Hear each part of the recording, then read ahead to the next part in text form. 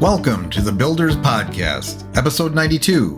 Bob Hunter, building a business after major health problems, small business credit and funding advice.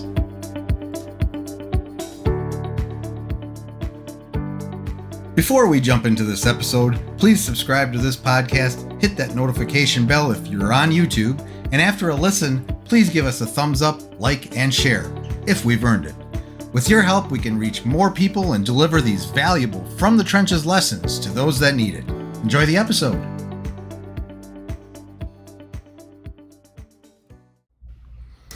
Hello, everybody. Welcome to another The Builders. Today, we are joined by Bob. Hey, everyone. Hunter. Bob Hunter. I forgot your last name for a second. That's not a good way to start. But we'll go with it. We're going to run with it. It's so easy. Like I said, we were talking about podcasting and how organic it is. So when something goes wrong, it's all right. It's fine. Yep, exactly. No, so welcome to the show. Thanks for having me.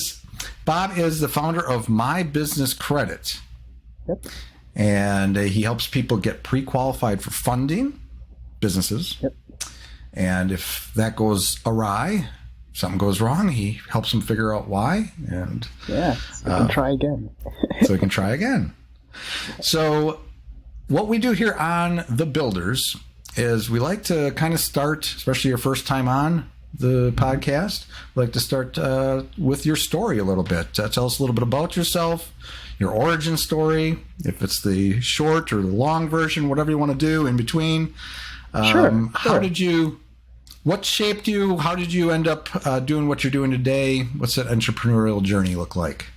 Sure. So I'll give you the very short summary, the cliff notes here. Excuse me. So I was a normal guy, and I had a normal job, a really, really good job. And my job was to build departments every 90 days. So for the company that I worked for, I would create all kinds of things. I would find out what was wrong with the company in this area or that area, and within 90 days, there would be something completely new. So sometimes a training program, ERP systems, IT systems, I'd build like all kinds of stuff. But I have sickle cell, and it caught up with me, and I went blind in this eye, and by that point, I was already deaf in this ear. So those were caused by strokes. And I ended up losing my job over that. And at the time, I was just so heavily invested into that job, and I didn't really know what I was going to do. And my only thought was, especially for the life that my ex and I had, I needed a lot of money, and the unemployment thing was not going to cut it. I didn't even know how unemployment worked, and at the time, it was like, hey, you get $300 a week. We don't care what you used to make. You've got to make it work. So no. Yeah, no. Yeah. So I ended up starting my first major company, which was Oxford Pierpont. And we do business development over at Oxford. But then the pandemic hit in 2020, and we were pretty much doing a lot of consulting at Oxford, a lot of marketing. And unfortunately, when people get tight on money, both of those things are like the first to go.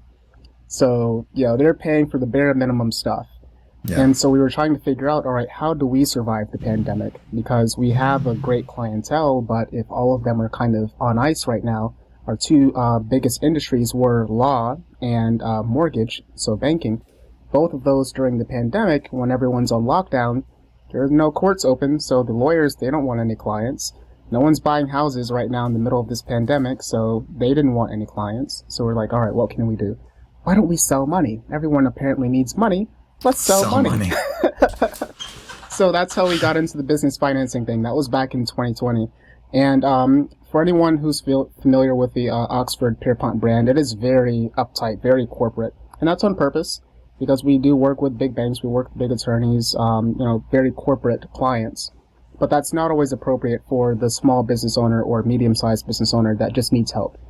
And it can kind of be a turnoff if everything looks like it's super expensive, which it is supposed to, don't get me wrong. But that's why we have a separate brand, which is mybusinesscredit.com. And for that one, it is more open to people who are just starting out. Anyone who really needs less than $1 million, ideally less than $500,000. Anything over that, you're probably already well established if you're asking for more than $1 million. So that would be over on the major corporate side.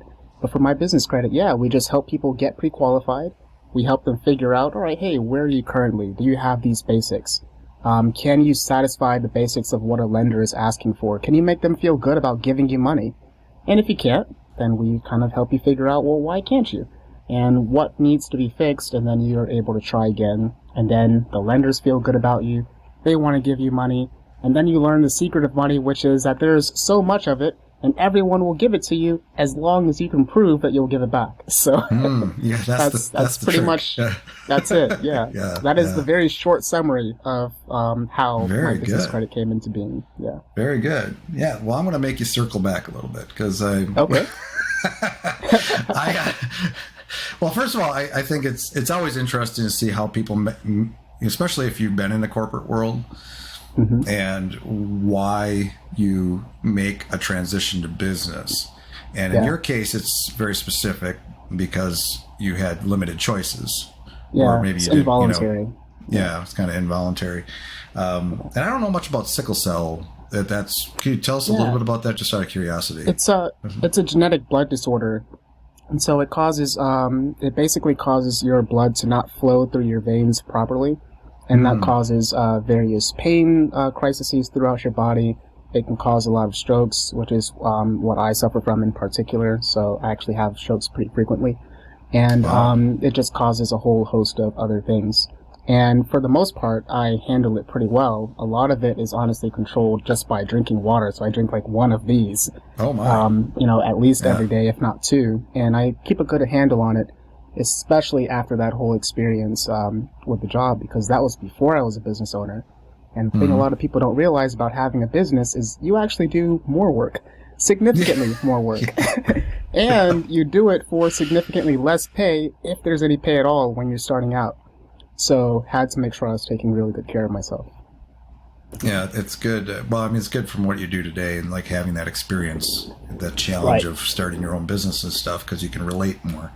But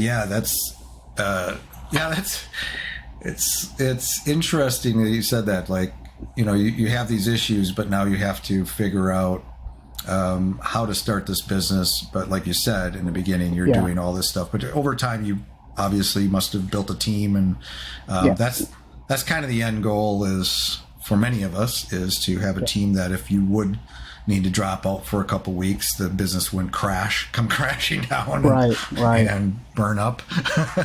Well, so I also had a bit of a leg up, I'd say, because I did have all that experience from the job. My whole job was to literally build these things from scratch, in these 90-day cycles. So that gave me a bit of a head start, but it really just speaks to the fact that if there's something that you are good at in particular, then just do a business that is built around the skill set you already have. Because I talk to a lot of people, I do a lot of consulting every single week, and you'd be surprised how many people just go for like random things strictly because they're basing it on, I think that this particular idea will make a lot of money as quickly as possible, but I know nothing about it, but I'm going to try it anyway. That will often be a recipe for disaster if you do not have enough time invested in at least understanding what you're getting into. But again, if you start with what you're already good at, you're probably going to have an easier time getting the business off the ground. That is great advice. I just had, and it's so true. I just had a guest on a month or two ago. I'm not going to remember off the top of my head which one, but she had. I know it was a she. She had. I should look it up now. I feel bad.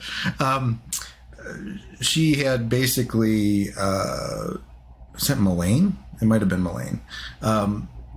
She had started a business that she'd never been in before. And I was surprised because she actually ended up turning that into a really great business, and like 14 years later sold it, and now she does consulting and all this. But she started out where she didn't know anything about business, period. Yeah. And she was doing something completely new. In the first 3.5 years, she went into pretty good debt. She's like $300,000 or something like that. And she figured out how to get through it. She's like the bill collectors were calling and all that stuff. So, but because that's what I dug into. I'm like, how did you sounded like, but you didn't have business experience. You sounded like you succeeded, but what's going on here? What happened in between? But but it's true. I mean, that's why I started a web design and development agency, is because of my 20 years online. A lot of building websites and marketing and all that stuff, and it made sense for me, and I enjoy it. Y'all still has to enjoy it, and I mean, it also just improves the learning curve, because learning business fundamentally is a bit of a challenge on its own. So it doesn't help if, in addition to learning just the fundamentals of how to even have a business, you're also learning how to do this thing that your business offers. So, it doesn't mean that you can't. It just means that you are at least acknowledging, hey, I'm going to set myself up for an uphill battle here. And you just have to make sure you're planning accordingly in those cases. Yeah, I think that has to be understood up front. Like, if you're going into this, it's not going to be all roses in a straight line. It's going to be right. There's going to be ups and downs and challenges and some failures and learning but you got to learn by doing. You just got to dive in and hope for the best, kind of. Oh yeah, and get all the micro failures out. I mean, I would say I probably break something on purpose at least once a week. Just because I'm very much subscribed to the idea of learn through doing, and I learn what not to do, and so then that experience builds up, and I genuinely do feel like the only people who don't make any mistakes are the ones who probably aren't really doing anything or trying anything or just staying inside of a very tight little bubble. So too careful. I try a lot of stuff. Like I'm trying this podcast right now. Yes. And by the way, everybody that's listening, like, this is your second podcast, and his first podcast was only an hour ago. Yes. And you have this very interesting, you want to share the 100 rule, the doing something 100 times? Yeah. Well, if you're doing something 100 times, it gives you a pretty good percentage of what's working, what's not working. And I'm coming from a marketing background, literally have a marketing company. And so one of the first things that we're going to tell one of our clients is, hey, you need to, if you have a new product or service, make sure that as many people know about it as possible. And so we'll be running advertising campaigns. We'll be making sure we're hiring affiliates. We've got salespeople running all across the country. And of course, you're doing a media campaign. And so now it's just time for me to take my own advice, and this portion is the media campaign. And as you expressed to me, this is a little bit out of your comfort zone. You're used to being behind the scenes. So as we talk about, to actually succeed, sometimes you have to get out of that comfort zone and do things you've never done before. And so this is way outside of my comfort zone. I like to just sit behind my computer, building amazing things online. Like my fingertips, I'm able to create all sorts of things with these 10 digits. And I've got Dragon Ball Z playing in the background. Like, that is my workflow. Nice. So that is my workflow. So talking to people well, of course I consult people all day, but that's over the phone, and it's no harm over the phone. But this, it's new. So we'll see what happens. So far, so good, I think. So far, so I think you seem like you're going to be okay. I have this. I think so. Yeah, I have this feeling you'll be fine. And if not, I'll figure out what to do. You'll figure it out. You'll fine tune as you go. No, it's so important. And I think you and I are kind of alike, like that way. I could very easily just work on websites all day and help people and in that regard. But I have to also, like, this podcast was getting out of my comfort zone, being on especially video and all that stuff. It's scary, and I think for a lot of people. But I think sometimes you have to just put one foot in front of the other and just try. And what's the worst thing that can happen? One step at a time. The worst thing that could happen is you fail, and then guess what? Now you know. Well, I don't even know if that's the worst thing too, because I think, at least in the United States, so much of our education is built around this concept of passing and failing. And it's kind of a backward system, because in school, you always have a teacher who taught you a series of lessons, right? And then you're quizzed or tested on those lessons.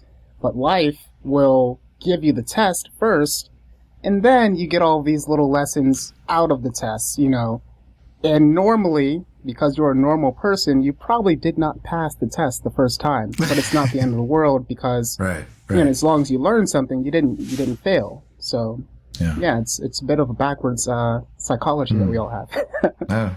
That's a good perspective. Yeah. Yeah. Yeah. So failing is good sometimes. Yeah. Now, I what did I say recently? I said I don't like the failing isn't necessarily good. Everyone says, "Oh, failing's awesome." It's not really awesome, but it's the lessons you take from that. The lessons. That's the good part of it. Yes, that's the awesome thing. Very important distinction right there. when you're in the failure, it's not so much fun. Sucks. So we don't want to, set ourselves up for failure. We want to actually, but when it happens. Okay, so let's go back to your journey here. So, so you started building this business, and did you have experience? Because I have a team and stuff, and I'm always curious about how someone builds a team. What was that like for you? Did you have experience building a team where you worked before, or was this kind of something too you had to kind of learn as you go? I was always on my own little island in my job, and I liked it that way. So I was always independently making all the rules and everything. And then I guess I have really bad ADD or something, because as soon as whatever I was done building, like as soon as it was time to just run the thing, so it's just repetitive now. Every day I built this whole system, but now someone's actually got to go and click the buttons every day. It's like that would be the most difficult. Like all I've got to do is sit here and just, click this button, fill out this form. Relatively easy job. But it would be so difficult for me, and so I just would always give someone a promotion, and it's time to move on to the next thing. And so when it was time for me to do my business, I still brought those bad habits with me for a while, and was building everything on my own. I'm the salesperson, I'm the website developer, I'm, getting all this stuff done on my own, wearing all the hats. And I tried to sell my company. This was just before the pandemic, and the M&A guy, he told me, yeah, so no one's going to buy your company if it takes 14 people to replace you.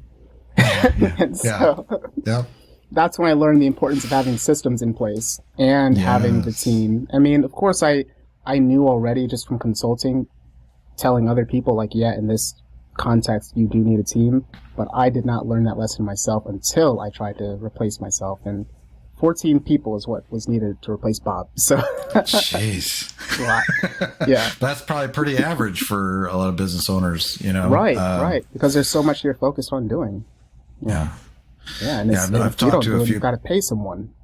Yeah, I've talked to a few people who have sold their businesses and stuff, and understanding that mindset, even for my agency. I'm not in a neighborhood I know where I need to go, and there's probably a 10, 20-year roadmap, but where I need to be able to, not that you'll still be in your business, but you got to be able to step away from your business and everything's handled. Right. So, and I mean, then the other thing to keep in mind for people who are still learning about the whole business thing, and this is something I had to learn, is the context of time. So when you're trying to do everything yourself, well, you only get 24 hours in the day, and 8 of those you're supposed to be sleeping, so you really only have 16 possible hours. If you've got a family, you've probably got to spend another at least 6 of those doing, things with your family and just life in general. And so now you're down to 10 hours a day. If you have a team, well, you've got your 8 hours, this person's 8 hours, this person's 8 hours, and so on and so forth. And so I started understanding that I do have to exchange money to buy other people's time, because that time, is able to multiply the money faster than I ever could by myself. So that was probably the biggest factor for me as far as the team goes. Yeah. Interesting. And once you have a team, it's really good to, it's exciting to see things start to kind of work on their own and without your input and be able to scale things up better. And one of the things you said too is, and I kind of suffered from this for years, I think, is the fun of starting something and building something and getting it going, but then then once it's going, it's like, oh, now I have to put on these other hats and actually work the business and do all that stuff. Because even websites, I love building the websites, and I'm like, now what? I want to build another one. I've got a few hats I do not like wearing. Like, for example, I hate having to wear the administrative hat, to do all the, if you're keeping up with your books properly, so keeping up with your spreadsheets and your balance sheets and just It is so boring, but good thing there are people for that. So I don't know why anyone would be an accountant. I couldn't personally do it. I took accounting in college. It's not my thing, but there are people who love it. So again, get a team, like you said. That's why you build a team. You find those people that are equipped, and that's what they love to do. And that's good. I need to get an accountant yet. I still do all my own books. With the right business funding, you can afford to hire all the people you want. So so we'll get to that in a second here. So we're going to, I think so. So where we landed, you've built this business, you're doing, but then you had the whole. It's kind of interesting talking to different businesses how they dealt with the pandemic. And that was something where it's very interesting for you. Like for me, it was, I did have a couple clients that impacted a little bit. Like I had a client that is heavy into like their whole vertical is entertainment and events and stuff like that. So we lost a few things there. But I'm diversified enough where I had others pick up or websites became more important for others in that time. But it's interesting how you also, the reaction to it was, okay, this happened. Now we have to deal with it. We're going to have to pivot. We're going to have to figure something else out, how we're going to adapt to this. Was that something that, now you have a team now, is that something that there was discussions around that, or was that your idea, or do you have to just, go on a weekly or a multi-week retreat to figure this out? What did you end up doing there? No. So it took until I'd say about June for us to realize, because pandemic hits in March of 2020, and it took us until June to realize, all right, so we've got to do something differently, because at first we thought this might just be a temporary thing and things will open back up, and then it started just adding up. So as, a few attorneys here and there are saying, hey, we don't need any clients right now, it's not that big a deal. If all of your attorneys are now saying like, hey, we don't need any clients right now, now this is a problem. And we're dealing with major mortgage corporations. So like we're dealing with Fairway and we're dealing with Loan Depot and Wells Fargo. And they're saying, hey, we need to pull back. It's like, oh, okay, we've got to change something. So, for sure. And for me, it just kind of felt like a common sense thing that, well, if everyone's saying that money is the issue, then let's sell money. So that was my thing. Yeah. Yeah, so easy decision, I guess. Selling money. I love that. Yeah, I sell money. Let's go. So now you're doing that. That's what you've been doing the last couple of years, and that's going great, obviously. Yep. And so you had you have Oxford, which is, this is kind of interesting to me too, kind of landing on this. You have Oxford, which is really suited for a specific type of company, a larger company, somebody that wears suits and ties and go to work and have accountants and all that stuff. But then you spun off. What was the reasoning behind spinning off this other site to target more of the small businesses? Why did you go after that market? Because it feels like no one's ever helping them, and people who are starting a business, they need help the most. Because, I mean, if you're at a point where you are coming to someone like Oxford Pierpont and you are already established, there are 101 ways you can get service, because you've got the money to actually, get the help that you need. You have advisors, you have all these accountants, the banks want to work with you. But what about the people who have no idea how to even start any of that stuff? And then there's this big gap of information for so many people, because when you're starting that business, you're really just honestly reacting to something in many cases. Either you had a situation in your personal life that led you to leave your job, whether it was frustration or something else, maybe a family or something, or you just had such a really great idea that you feel like, hey, I've got to go start a business, Either way, the administration of the business for many people is this huge afterthought, Right. I have this really great idea, and I'm just going to go and pour all of this time and energy into the idea, but fundamentally, the bank cares about how your business is organized and how your business is structured. And do you have all of these things that we consider to be standardized as indicating the legitimacy of a business?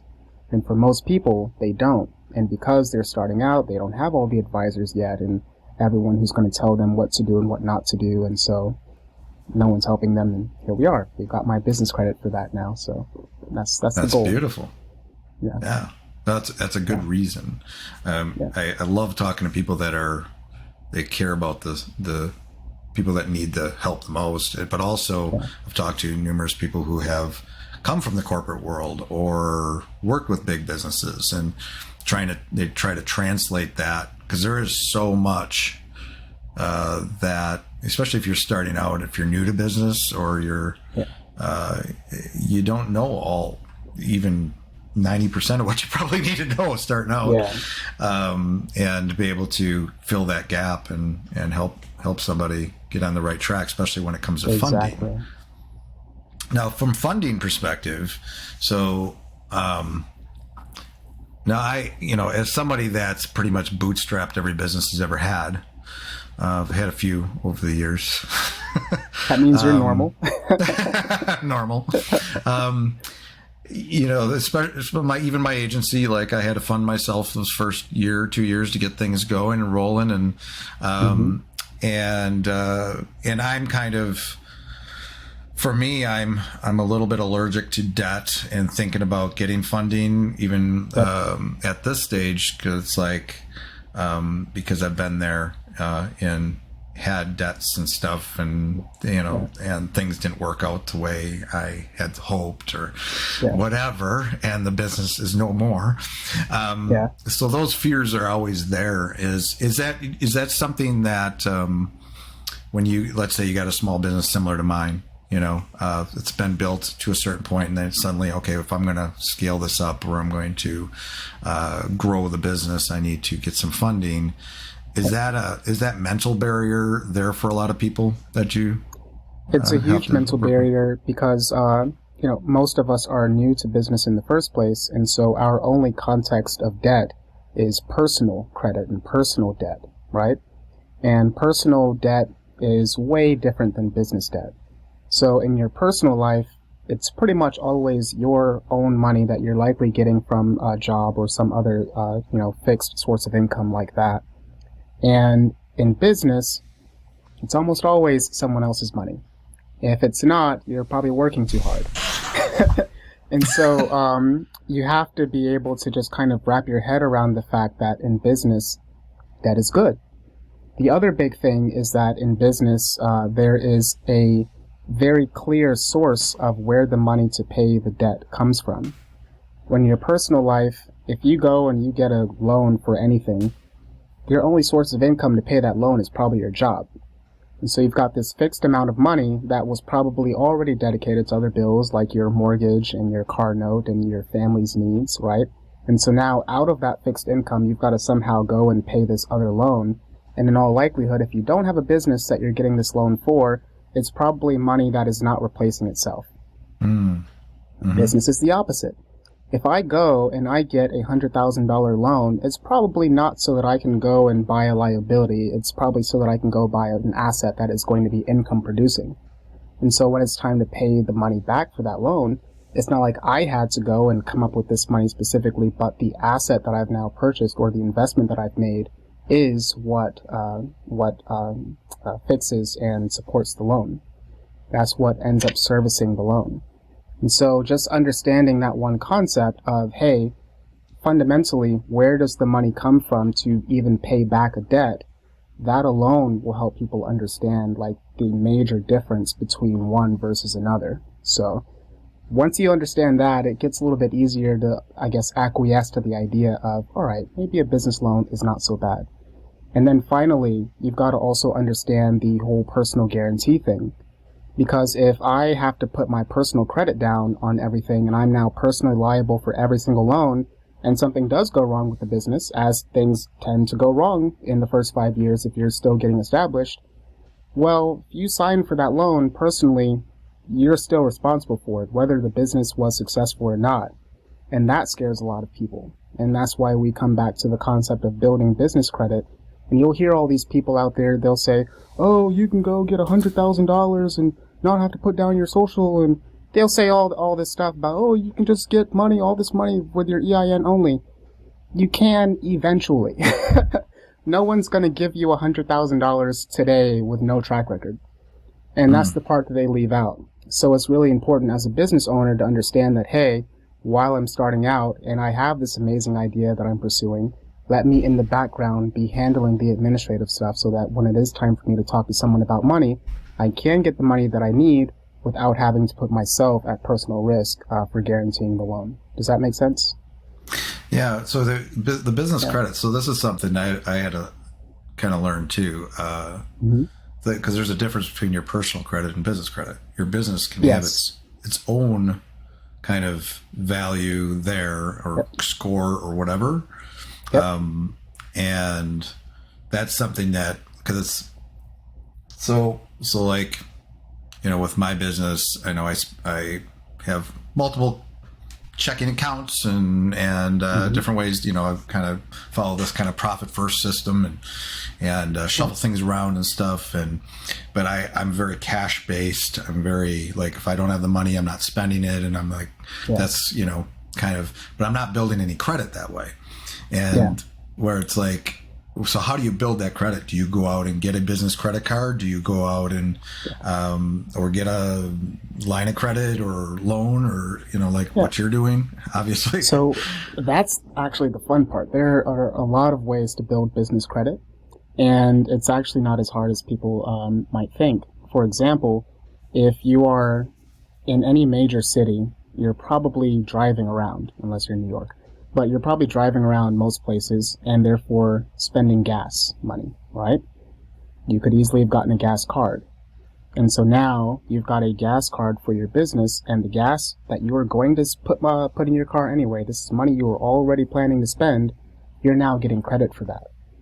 There are little things like, for example, Uline is a huge one. Uline is honestly one of the easiest business credit accounts or vendor accounts that you can get.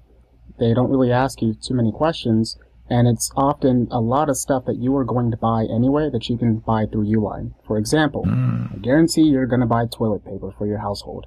You're probably going to buy napkins and laundry detergent, all this stuff. Uline has all that stuff. Stuff you're going to buy anyway, just buy it through Uline, right? If you were going to actually buy things for your actual business, so let's say that, I don't know, you're in some kind of... Can you hear me okay? We're okay. You like froze for a second. That had never happened before. You like froze for like 8 seconds, but it might have picked it up. But let's continue. Okay. But yeah, nothing happened. just in general, you definitely want to make sure that you're starting to think of it, all the things that you spend money on, and simply ask yourself, could I have gotten a business credit card or a business line of credit for this thing? If you spend a lot of money on Amazon, go get an Amazon card. If you find yourself at Walmart a lot, go get a Walmart card. Because everything that you are already spending money on in your regular life, spend it through your business, get the credit for it, and then go from there. The other big thing is you have to understand there are ways that you can get business lines of credit from the actual bank for money that you already have. For example, the average person, let's say that for whatever reason for your business you got $10,000, okay? Now, you're probably a normal person. You're going to take that $10,000, you're going to buy some stuff for your business, you're going to pay some people, and the money, as it comes in, it goes out. If you take the time to put one little step in front of that, so the money came in, you took that $10,000 to the bank, let's just say you've got $10,000 cash, instead of spending it, you said, hey, I'm going to get a certificate of deposit. And now you put that money into the CD, you're getting interest on that. Normally with a CD, you can't touch it. That's the whole reason that they give you extra interest. But now you're able to tell the bank, hey, I want a business line of credit that is secured by the CD. So the bank doesn't need to ask you for your personal credit history because they don't care about your credit at that point. All they ever care about is whether or not they get their money back.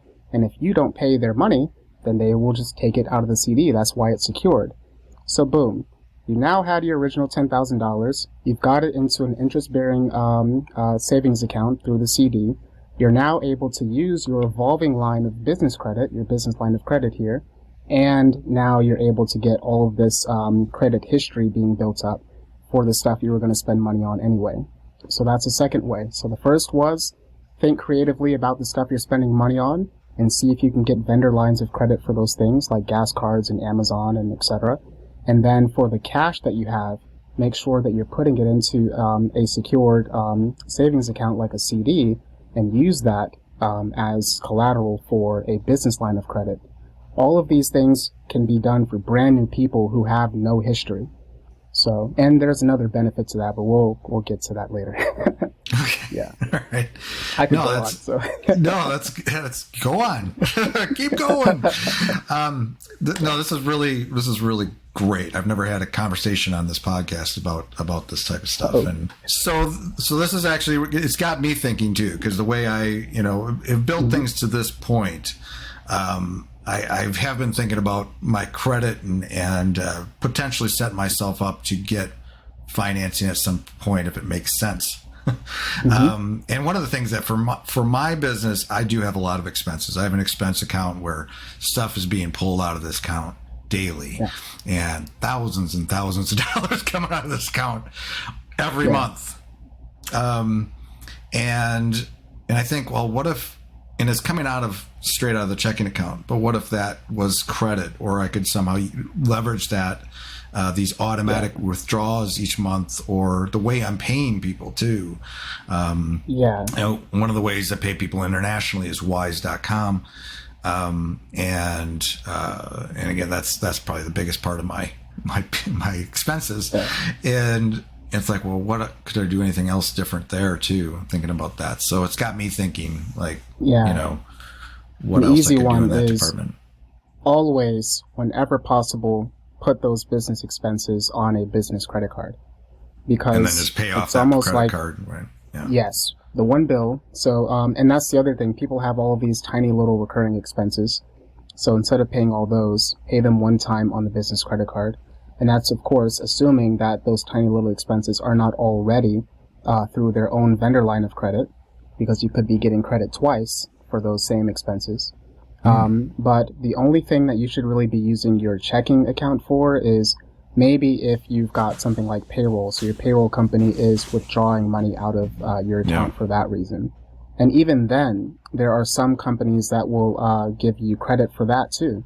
So anything that you're spending money on in your business, you can almost always get some kind of history for it, because again, this all goes back to the bank answering the one fundamental question of, if we give you money, will you give it back?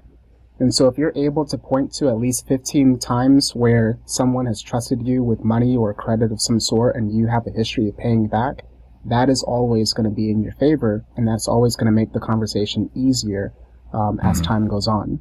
So you just got to make sure you're thinking about it that way from the very beginning. Credit cards are good. Yeah. I mean, it's the same with personal, right? I mean, my wife and I have great credit scores, but we are very careful with our expense, all that stuff. But it took time, and we had ups and downs over the decades. But how because long? You're normal. And I, risked, took, a few risks along the way to try to build businesses and stuff, and sometimes they fail. But happens. I'm doing better now. I'm more stable. This is part of my adverse kind of, my allergy to debt and stuff. But if somebody, and this is my last question on this particular item. So let's say somebody's starting at zero today. They don't have any business credit. How long does that typically take? I mean, if they started just 6 months, a year, they would be in a good position to you can have that. You can have a good history in as little as 90 days. You can have a strong history in as little as 6 months. So generally speaking, when you're doing a loan application, the bank is going to ask for the last 3 to 6 months of your statements. And that will be 3 to 6 months depending on how big the loan is and which actual lender you're talking to. But that's usually the range that they're looking for. So if you're able to show 6 months of on-time history, and this is at the most, you're able to say like, hey, we have a good relationship with Uline, we have a good relationship with Staples or with Amazon or, with this QT gas card or, I don't know what gas stations you guys have out there, like Shell. But, BP. But yeah.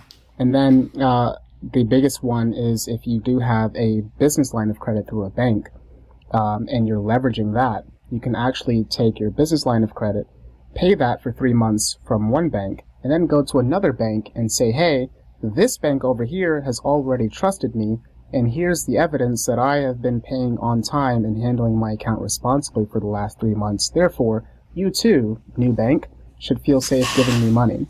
And you can actually do that a few times. And again, this is all about building trust and credibility, because everything that the bank will ask you is all about answering the one question, are you going to pay us back?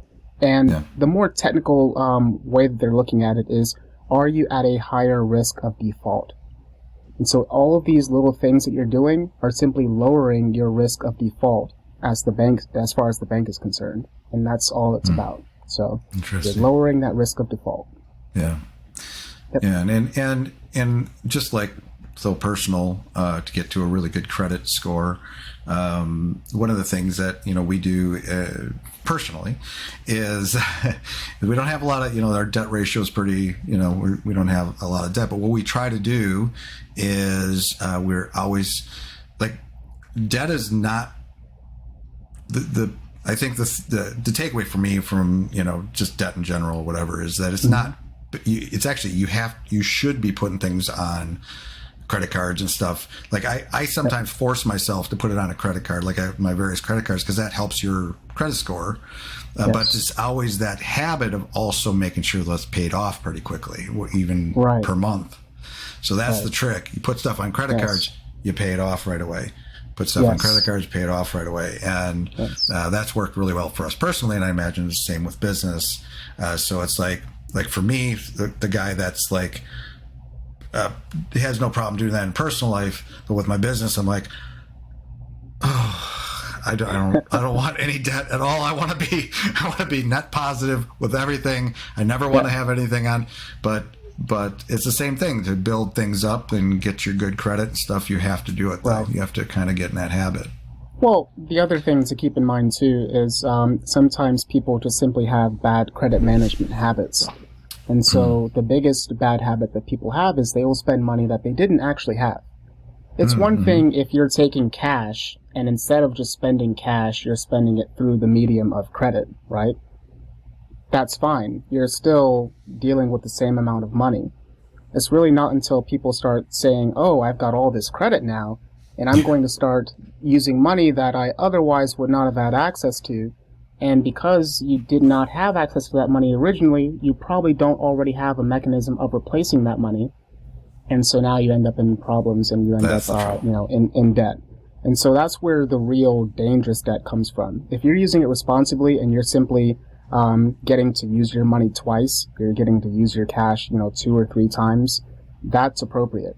If you are someone who's just abusing money, then you're going to end up in problems, and you probably would be better off just, just leave everything out at that point.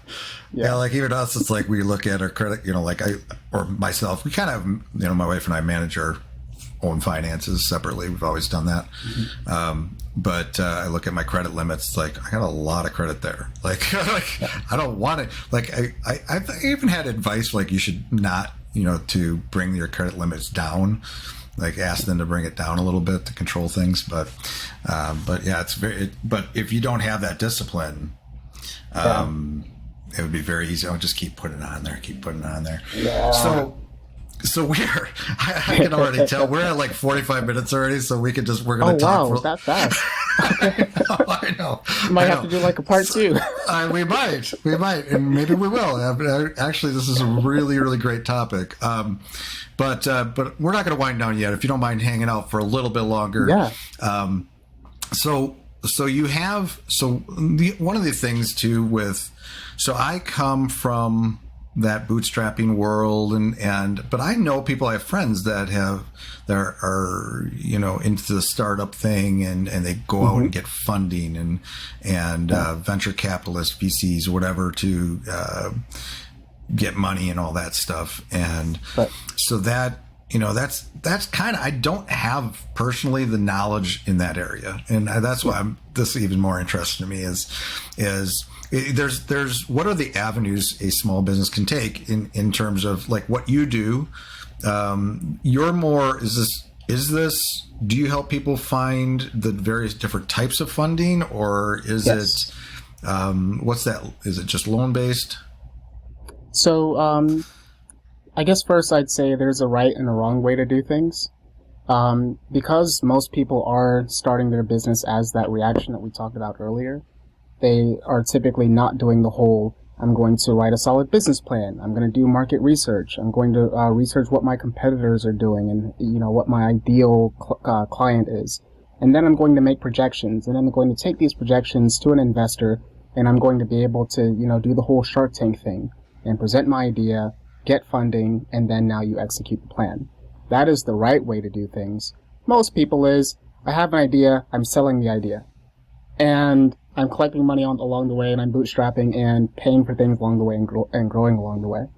And so because that's the way it happens for most people, usually they need the money faster, and so they will go to a bank because an investor is going to ask you a bunch of questions. Well, do you have a proof of concept? How long have you been doing this? Who's your target market? And all these questions that the bank just is not asking. And I think, a long time ago, banks did ask for business plans, but they don't really now. The SBA lenders might sometimes. But in general, we're talking about hard money loans where it's all based on the bank's algorithm that is determining your likelihood to default on the loan.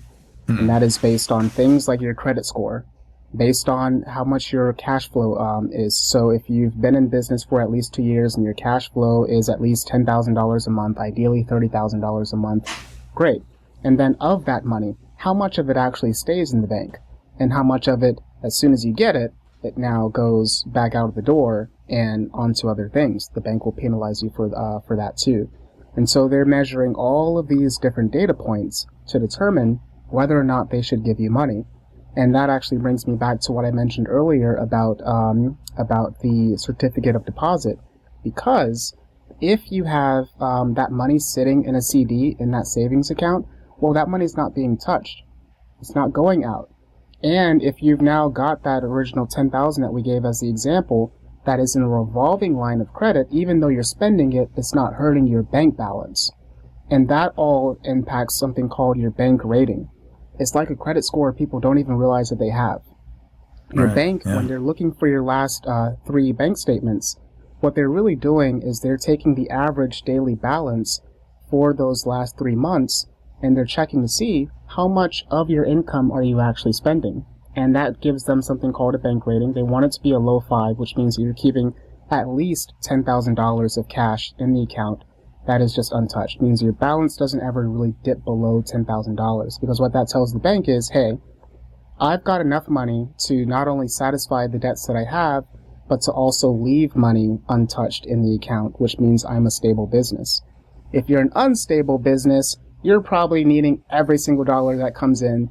As soon as it comes in, it's already been owed to 3 other people, and the bank wants nothing to do with that. Yeah. And it's funny because people who have money actually have a much easier time of getting more money.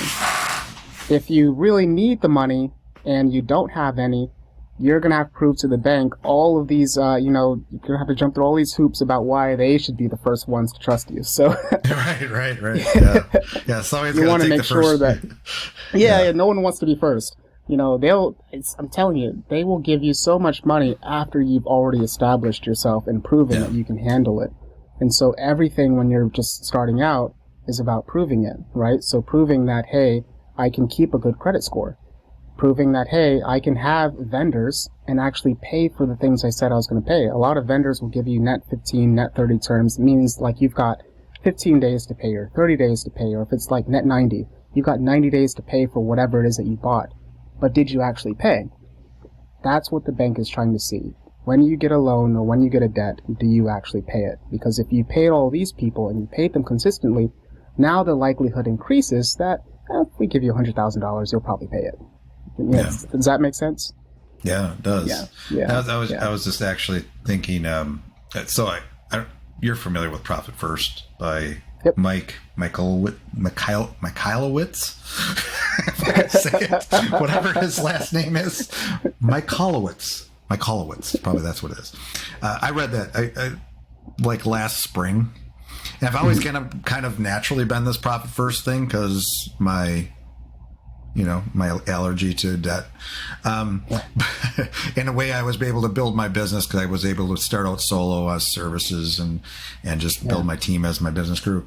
But one of the things he has you do, which kind of falls into what you're talking about here, is he has you create multiple accounts, and you're moving money like into a profit account, and that profit account builds, but that money's sitting there. And it builds over time, and there's then you have other accounts for different reasons, but that's another way. Like I could see that actually helping there as well, because that's money that's not moving; it's just sitting there in that account most of the time, or just when you need it, or every quarter you might take a little bit out or whatever. So that it's interesting when you say like that, having money that's not touched somewhere, and then leveraging your lines of credit and all that stuff. That's good stuff. Yeah. While you're letting money sit, you still don't want it to be idle. And what I mean by that is money should always be working, right? So there's really only two ways about it. Either you're going to be working for the money, or the money is constantly working for you. And if it's just sitting in a normal checking account, I mean, the bank gives you like what, 0.1% per year on that money, The bank doesn't even keep their money in the bank. Yeah. So you want to make sure that it's always working. So the two ways you can do that are, number one, like that secured CD that we talked about, at least then it's earning increased interest.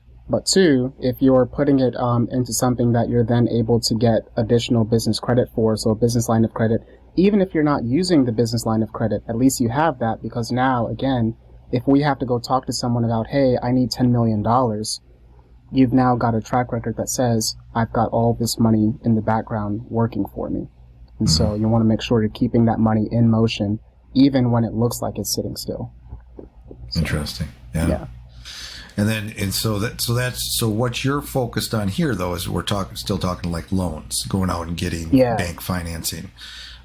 What's the avenue, just quickly here, what's the avenue, like, when do other avenues open up, like venture capitalists and all that stuff, where do you go to find that? Because I have a friend that recently, this past year, that I was talking to about this, and I'm like, where do you go? Like he was just like, on my network. It's got a network, and that's where he finds people that want to, but like the average person. That's actually a good answer. I mean, is that?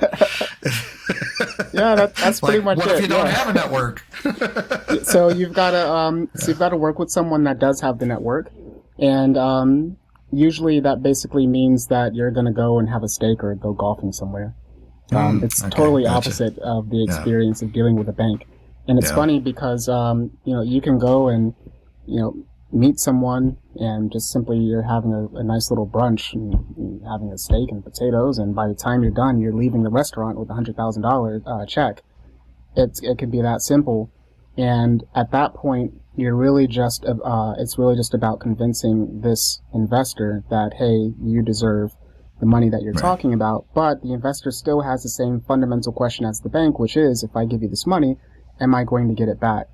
But they're looking for things, they want to see your numbers, of course. It's very much like Shark Tank. They want to see your numbers, but at the same time, they're buying more into the idea behind the numbers. The bank is less about the idea and more about the algorithm that says, based on these data points, you are or are not likely to pay us back. So it's just a different experience. You can also go to VC firms where they will really get into the numbers and determine whether or not you are able to get the money that you're asking for. But I wouldn't be going to a VC firm or even an investor really for less than $1 million, because it's not that hard to get $1 million. It's a little bit more of a challenge to get over $1 million. So, Good stuff. Yeah. It's good to know that distinction. As that, like, again, it's something I try not to think about debt and or funding and all that. But I may be ready someday. All right. Well, hey. Well, if you know where the money's going to come from to pay for it, you don't have to feel bad about debt. Right. It's only that debt that is just money that you've now spent that is not feeding itself to be replaced. Then it's like, yeah, you really do have a problem. But if you have a solid business plan, you really are strong in your belief on what your process is. You've done the research, you understand your market, you're probably not reinventing the wheel for the average business. You know, you probably have 1,000 other competitors, at least in the US, that do the same thing that you do, which means there is a track record of success for what you do. You should be able to feel comfortable about acquiring debt as long as you're handling it responsibly. If you're someone who's like just kind of gung-ho, I'm going to just go start this business, I'm going to go buy these things and throw a bunch of stuff at the wall and see what sticks. Yeah, debt, no, don't do it. Leave other people's money alone at that point. Yeah. Well, you know, in the other thing that you probably won't have time, maybe this is the second time you would come back, is how you spend that money. Like what your, because you want to return an investment, and where is that, you know, are you going to invest in people? Are you going to invest in, you know, what are you going to invest in? I mean, short answer, figure out for every dollar how it brings back another dollar with it. So for every dollar you send out, it should bring back another one. And if you can't answer that question, then you probably shouldn't spend the dollar. That's the easiest way I can put it. Yeah. Perfect note to end on. All right. Well, thank you for joining us. It's been great, Bob. Thank you. Yeah, this has been wonderful. Yeah, I feel like we could talk all day about this stuff. It's just so fascinating. All right. Well, until next time, thank you, Builders Crew. Thanks, Bob. Thanks for having me. That's all for today's episode. I hope you enjoyed that. Again, please subscribe if you haven't already and give us a thumbs up if we deserve it. If you want to comment on this episode's page, provide me with requests on topics for future episodes, or inquire about being a guest, please find your way to thebuilders.fm. You can contact me there or add a comment under these show notes. Now a word from our sponsor, my agency, Unified Web Design. We build custom websites, features, we maintain websites, we work with agencies to fulfill their web design and development needs, and more. If you're interested in our services or are looking for an agency to work with as a partner to build awesome sites for your clients, feel free to reach out to me at unifiedwebdesign.com. There's a handy contact me link at the top. Fill out that form and it will open a ticket, and that ticket will find its way to me. Thanks for joining me today. We'll see you next time.